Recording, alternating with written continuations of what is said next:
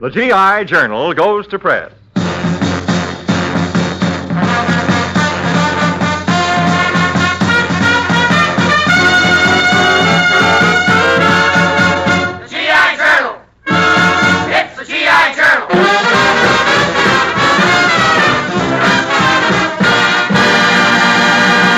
Yes, sir, it's the GI Journal again, your radio newspaper of the AEF, the paper that prints all the jokes and poems sent in by you men overseas. Men, it's long been standard order of procedure for a great singer to have range, diction, volume, and style.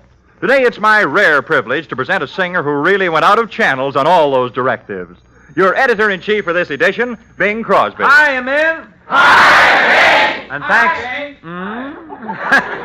And thanks, Harry Mitchell, for that brief orientation lecture on the SOP. Men, this is your 5-star final, and standing by your 5-star reporters. There's lovely Phyllis Brooks reading your letters to the editor, Ransom Sherman in charge of the poems, Mel Blanc, the one-man crowd, old sad sack. Then there's Arthur Q. Bryan, Harry Mitchell, and, of course, our star outside reporter, Professor Colonna, who ought to be calling in with a big story right now. Hello? Hello, Chief. This is Colonna. I'm overseas with the Corps. Good for you. Shh, quiet. A beautiful blonde is walking past us. Hey, what kind of a corps do you call that? Signal Corps. Taking a peep at the weather forecast in the old G.I.J., we find it reads great day. This should prove happy tidings for Lieutenant Merwin Hunt and his whole fortress crew, who hit us with a request for the same. John Scott, if you please. When you're down and out, lift up your head and shout, there's gonna be a great day. Angels in the sky promise that by and by, there's gonna be a great day. Gabriel will warn you some early morn, we'll hear his horn, rooty-too-too-too-too. It's not far away. Hold up your hands and say, there's gonna be a great day. When skies were dark, came Noah's Ark. Amen. When lions roared, came Daniel's Lord. Amen. Lord, help those who pray. Judgment Day. If you believe, he will receive you. Amen. When you're down and out, lift up your head and shout, there's gonna be a great day. Angels in the sky promise that by and by, there's gonna be a great day. Gabriel will warn you some early morn, you'll hear his horn.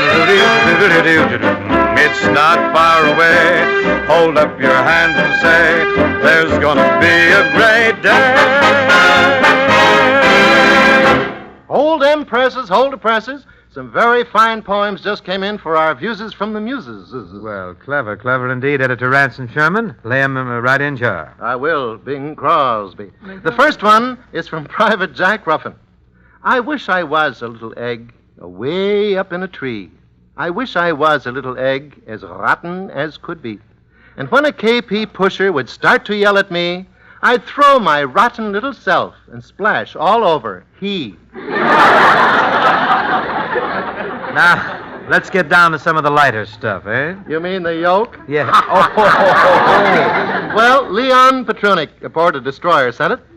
Wee Willie Winky ran through the town, upstairs, downstairs, in his nightgown. Air raid warden, probably. Leave us hope so. More? From Sergeant Bud Solon, overseas. Two sweethearts walk down a quiet street. She trips. He whispers softly, careful, sweet. Now married. They walk the self-same street. She trips again. He growls, pick up your clumsy feet. Well, don't look at me. Next. Sure will. From Corporal Phil Florence. There was a young private of Natchez whose ODs were always in patches. When comment arose on the state of his clothes, he drawled, when I itches, I scratches. Well, that's a powerful piece, Corporal. Look, men, as we just have demonstrated, if you'll send us a poem, we'll print it up for you. Address your poems to GI Journal, Armed Forces Radio, Los Angeles, USA. Hello, Hope. You're a little off the beam, Kelowna. This isn't Hope. It's not. No, but it's someone who appears with him in pictures. Someone you like better than Hope. Oh. Didn't recognize your voice, Dorothy. Kelowna, this isn't Lamore, and it isn't old Noodle Snoodle either. This is Crosby, and I sent you out for a story about our big guns. Well, Chief, I am overseas with an artillery unit, and these big guns are really amazing. They've got one big gun that's so big, 2 people can fit right in the barrel. Oh, Kelowna, that's ridiculous. It's impossible for 2 people to fit inside a gun barrel. It is? Yes. Shall we get out, honey? Now, come here. Come, Kelowna. What have you got to report about those big guns? Oh, I don't have to bother making a report on these big guns, Chief. Why not? They make a loud report themselves. Loud report themselves, see? Drop the net. Hope gave me that joke. He's trying to louse you up. You're the worst reporter I ever saw, Kelowna. I told you to get a story about those artillery outfits. Well, that's a tough assignment, Chief. Huh? Those big guns make a terrible noise. I can't stand that noise. Well, why don't you put your fingers in your ears? Well, I tried that yesterday. What happened? Fingertips touched. Kelowna, if your fingertips touch, that means your head is entirely empty. There's nothing there but a vacancy. Only one in the entire Los Angeles area, too. What are you doing now, Kelowna? I'm over here firing a machine gun, and I've got a great idea.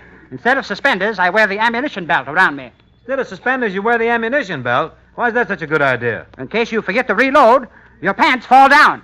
But I'm now conducting a very important experiment. Are you really? Yes, indeed. I've got 2 shells from a big gun, and I'm banging them together to see how much force it takes to explode them. Don't do that, Kelowna.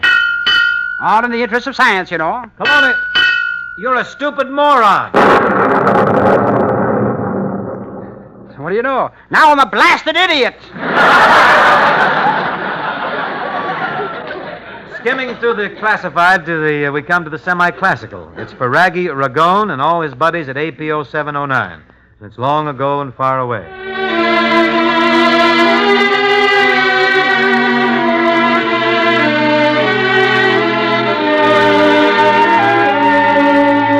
Long ago and far away, I dreamed a dream one day, and now that dream is here beside me. Long the skies were overcast, but now the clouds have passed. You're here at last. Chills run up and down my spine. Aladdin's lamp is mine.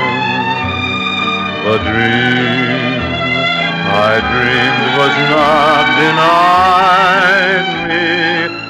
Just one look and then I knew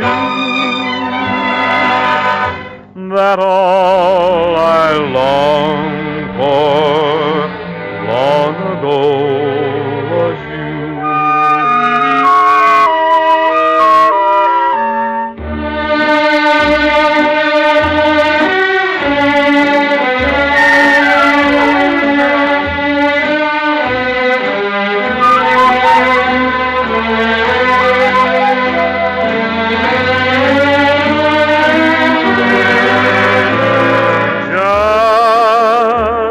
One look and then I knew that all I longed for long ago was you.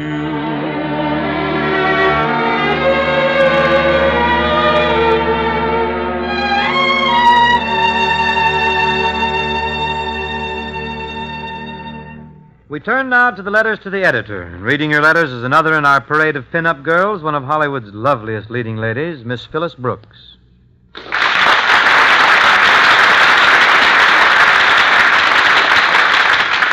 Welcome to GI Journal, Phyllis. I'm Bing Crosby. Oh, I could have guessed it. You're too stout to be Sinatra. As a matter of fact, Phyllis, Frankie isn't so thin anymore. That lad is getting fatter and fatter. Oh, he's really putting on those pounds, huh? Oh, yes, they're going to wait a little longer now, and as soon as he's visible, they're going to put him in pictures. Why, Bing, he's already made a couple of pictures. Well, I know, but Phyllis, I just can't throw the joke out. It's right in here. What I really want to talk to you about is the trip you just made overseas. Well, it was a wonderful experience, Bing. And the men all seemed very happy to see me wherever I went. I guess something about me seemed to attract them. Yes, they're wild about charm bracelets, those boys. But it must have been tough on a glamour girl living in the jungle. Oh, yes, it was. There weren't even any bathtubs there. Oh, but I'll say one thing, Bing. Not one soldier watched me while I bathed in that lagoon. What was that? Lagoon. Goon. They certainly were. I even had to wash all my own clothes out there. No fooling? Oh, but I didn't mind it. And besides, anything I hung up on the clothesline was dry in a few minutes. Oh, the wind kept blowing, huh? No. Soldiers kept sighing. But the worst thing of all were the mosquitoes. Mosquitoes are really rugged, huh? Oh, well, can you imagine a great big thing flying through the air, aiming right for you, and coming back again and again? You never heard about my experiences with the stork, I guess. But, you did have some fun on the trip, didn't you, fellas? Oh, yes. I made friends with the cutest kangaroo, and he followed me all over. Kangaroo followed you all over. I can't understand that. Oh, I couldn't either, until I looked in the pouch and found a PFC steering. After a Jeep, I guess anything's easy for those. But it's time we get to these letters from the men, huh, fellas? All right, Bing. Our first letter is from Corporal Steve Even, overseas. Even Steven. Right. It's another limerick. And how about reading it, Bing? All right. As a mechanic, Snafu was a plumber. He was really a horrible gink. He used his head for a hat rack instead of ever to think. He snafu'd his daily inspection. He won't be going to town. He skipped the check on pressure, and the tires on his Jeep let him down. They'll do it every time, too. Our next letter is from Captain Jerry Solomon, overseas. Quote, some time ago, I heard Bing on the GI Journal suggesting that if we have anything to say about some outfit, to let you have it. Well, I have a plug. It's to the medics. Back in the States, we called them pill pushers. Out here, it's different. Pushing pills is just a minor detail. Saving lives is the big thing, and it isn't an easy job. There aren't any white-tile surgical rooms and expensive equipment out here. Instead, there are blacked-out tents, bamboo huts, or maybe a king-size foxhole. You've all heard the stories of service docs working under fire, so I won't go into that. But despite all the difficulties, the injured men over here are getting 100% service. Sometimes, if you get a chance, take a look at the comparison between the lives saved in this war by the medics and the last one. We're so far ahead this time, there's no comparison. So how about a salute to the medics? It'll make them feel good. I know. I've worked with them. Unquote. Well taken and well said, Captain. And you can be sure that everybody here echoes your sentiments about those medics. Look, men, if you have any ideas on your outfit, just send it to GI Journal, Armed Forces Radio, Los Angeles, USA, and we'll read it for you. Come in. Oh. What's this? Oh, I'm all in. Oh. What's wrong? No pep. No life.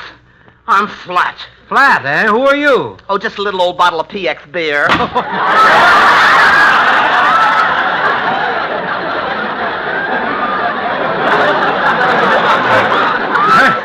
Turning to our vocal pinup of the week, we find one of your favorite chickadees in the chant department, Anita Ellis. For Rufus Q and the Ancient Agers at APO 980, Anita reminisces through I'll Remember April.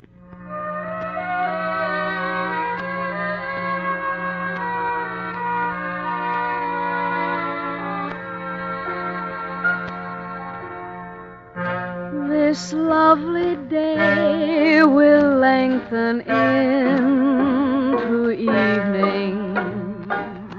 We'll sigh goodbye to all we've ever had. Alone where we have walked together, I'll remember April and be glad. I'll content. You loved me once in April. Your lips were warm, and love and spring were new. But I'm not afraid of autumn and her sorrow, for I remember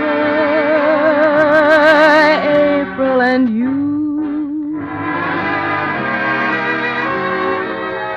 The fire will dwindle into glowing ashes, for flames and love live such a little while.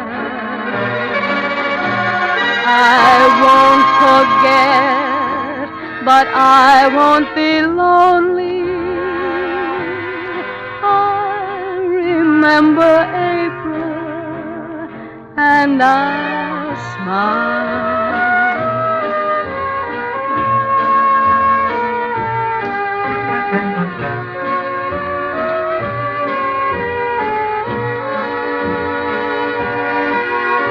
I won't forget, but I won't be lonely. I remember April, and I'll smile.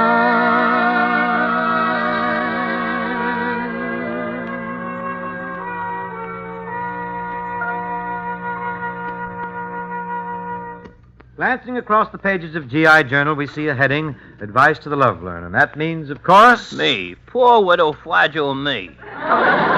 Fragile. This boy was weaned on compressed air, I think. Well, now that you're here, what's the problem? It's a letter from Corporal Denver Townsend overseas.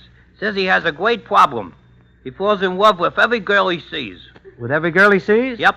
Since February, he's become madly infatuated with 19,743 girls. 19,743 girls. What's this wolf's problem? Says his howl is wearing out. Gotta put this guy on KP. That'll keep his mind off women. Oh, no, they tried that. But sooner or later, along comes a potato shaped like a torso, and he's off again. I had the same trouble myself once. You? Yep. I met a girl with 5 sisters, each one a walloper loser. At the end of the evening, I was a nervous wreck. Did you kiss them all goodnight? Yep. I wind them up in a row with their puckers puckered. Then I ran up and down the line, making like a goldfish. That was before you met Rosie Love, of course. Oh, yes. I met Rosie Love at the circus. It was in the Tunnel of Love. Oh, I'll never forget it. She was sitting in the boat ahead of mine, and I whammed her right smack in the stern. Certainly romantic, meeting your wife in a rowboat. Yep. In 20 years, I've seen her go from flat bottom to landing barge. Now, with the help of the music maids and the charioteers, we ink up the rollers for Sergeant Al Glick at APO 647, and we all go swinging on a star.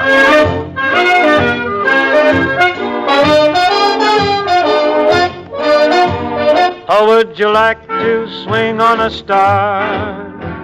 Carry moonbeams home in a jar and be better off you are? Or would you rather be a mule?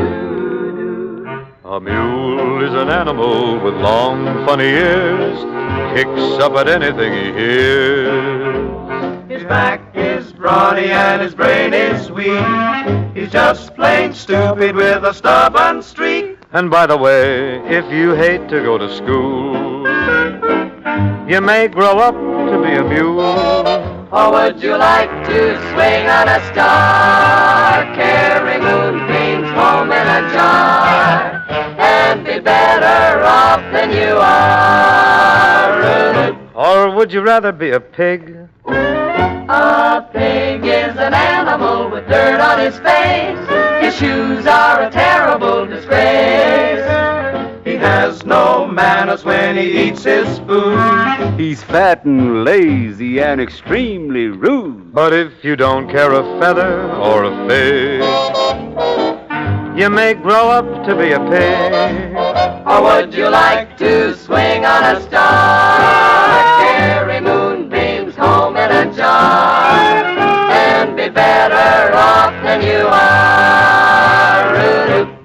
would you rather be a fish? A fish won't do anything but swim in a brook. He can't write his name or read a book. To fool the people is his only thought. And though he's slippery, he still gets caught. But then if that sort of life is what you wish, you may grow up to be a fish.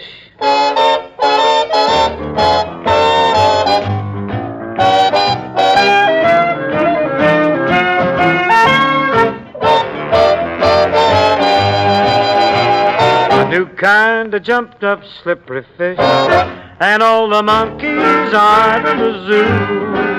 Every day you meet quite a few. And so you see, it's all up to you. You can be better than you are. You could be swinging on a star.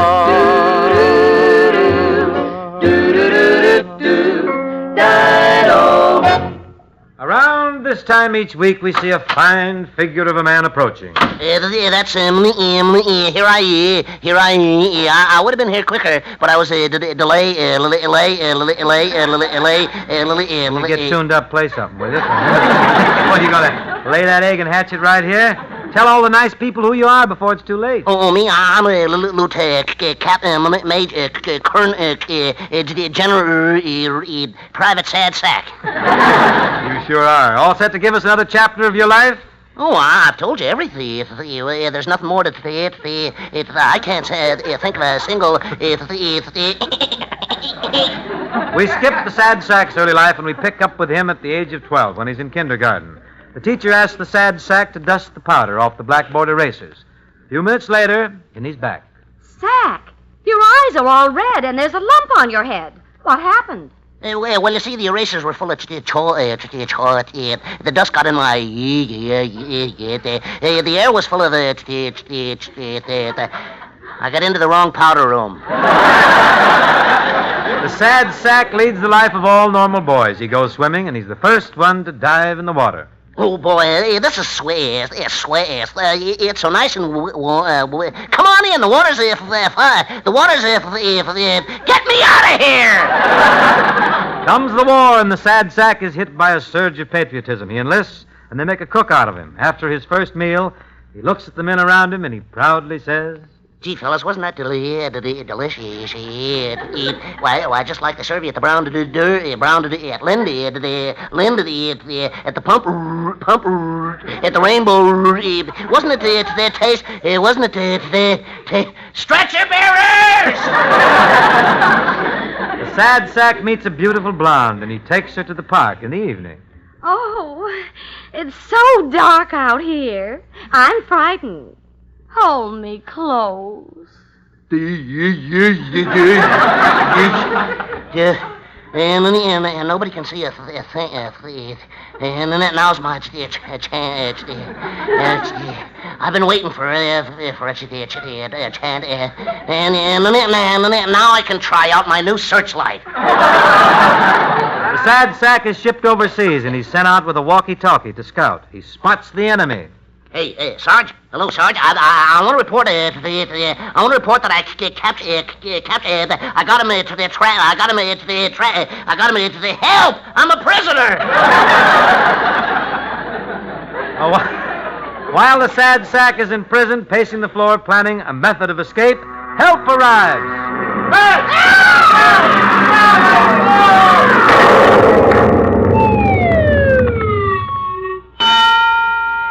Hooray for the Army Air Hooray for the Army! 3 cheers for the cavalry! Hurrah for the infantry! Thanks, Superman! Oh, Bing. Step right into the office, Phyllis. What is it? Well, there's a letter here from Gar Garfield, care of Fleet Post Office, who's heard the community sings on GI Journal. And Gar would like to have us do The Sweetheart of Sigma Chi, kind of specially for his wife, Margie. Right up, Gar. I'll go over it once for you to brush up on the words, and then the second time around, all of you folks sort of latch on, huh? The girl of my dreams is the sweetest girl of all the girls I know. Each fair co-ed like a rainbow trail fades in the afterglow.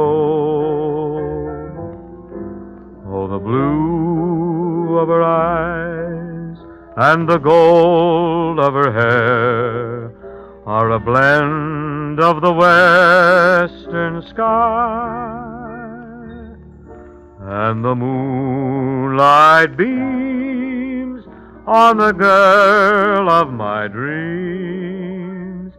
She's the sweetheart of Sigma Chi. Okay, now all you soldiers, sailors, marines, coast guardsmen, wax, waves, spars, merchant marinemen, and everybody, Kelowna, get in here, hop on, and make it loud, huh? The girl I meet is the sweetest girl of all the girls I know. Each fair co-ed like a rainbow trail, grand Jenny, faded in the afterglow. Oh, the blue of her eyes and the gold of her hair are lands of the western sky, and the moonlight beams on the girl of my dreams. She's the sweetheart of Sigma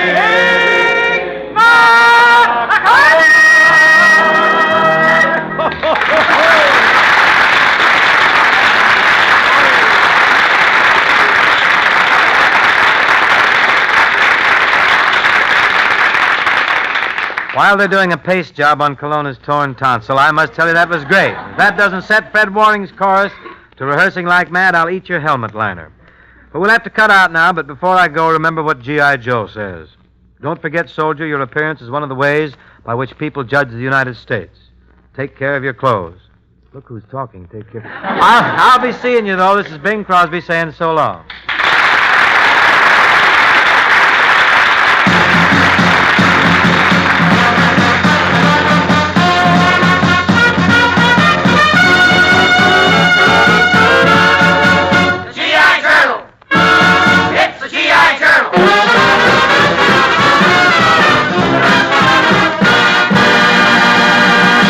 And don't forget now, if you want to write for such stars as Bing, Kay Kaiser, Jack Carson, Bob Hope, Professor Kelowna, and Rochester, all you have to do is send in any gag that you think will fit them, and believe me, we'll use it.